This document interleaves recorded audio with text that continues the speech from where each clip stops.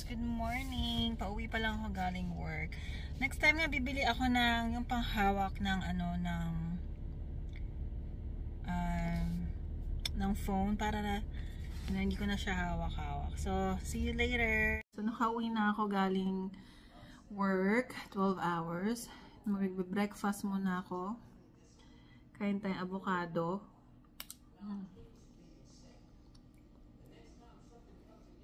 Yan. Para healthy fats.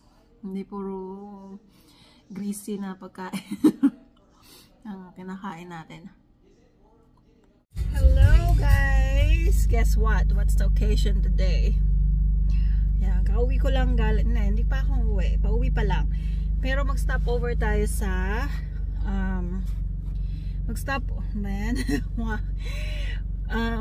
over tayo sa sa grocery store kasi namin ni Phil ngayon 10th year anniversary. Yan. So pagluluto ko siya kay wala akong pasok today. So magluluto ako ngayon ng breakfast namin na lunch na din actually. Kasi pag uwi ko hindi naman siya kakain. Kakain yan mga 10, 11 pag break niya. So tara!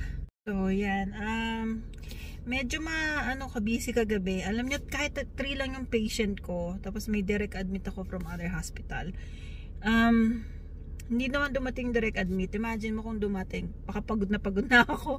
Anyway, let's go. Hindi pa masyadong maraming tao kasi maaga pa. Konti pa lang yung tao, no? Kasi maaga pa siya. So, ganap ako ng egg. Ito na guys, yung naman ng ko.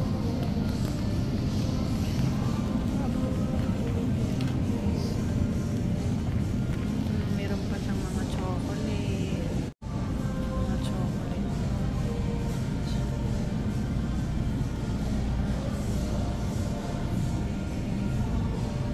Guys, so kauwi ko lang, no? Pagluluto ko sana si Phil nung eggs nga mamaya.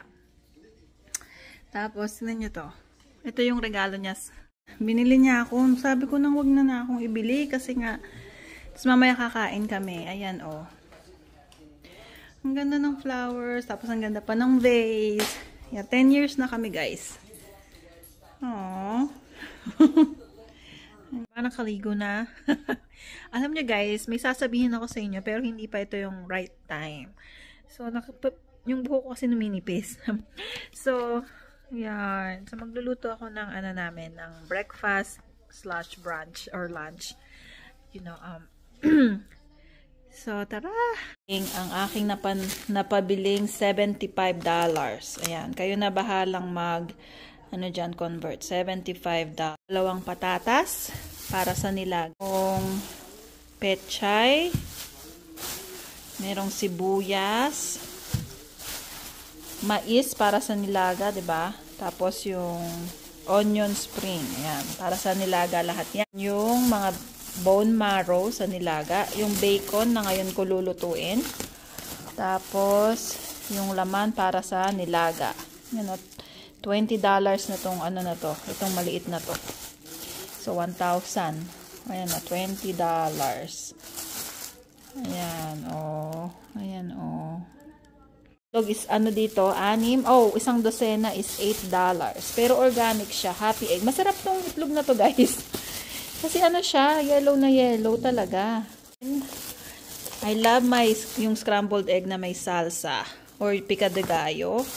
And then itong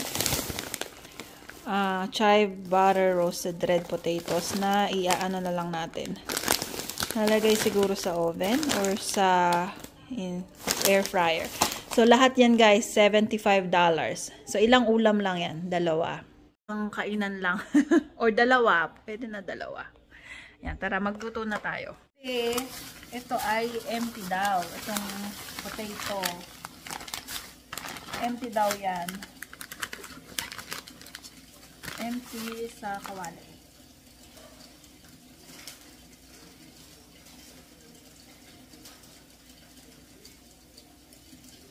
Dapat sa non-stick pan. So, sakto lang binili ko 2. Marami na din pala siya. Yan. Uh-oh. Uh-oh.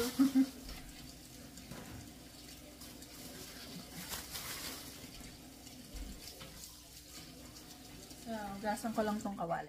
So, yan. Mamaya ko na lulutuin itong nilaga. Para bukas na itong pagkain na itong nilaga. Ang ano yung potato, magana na tayo ng scrambled eggs.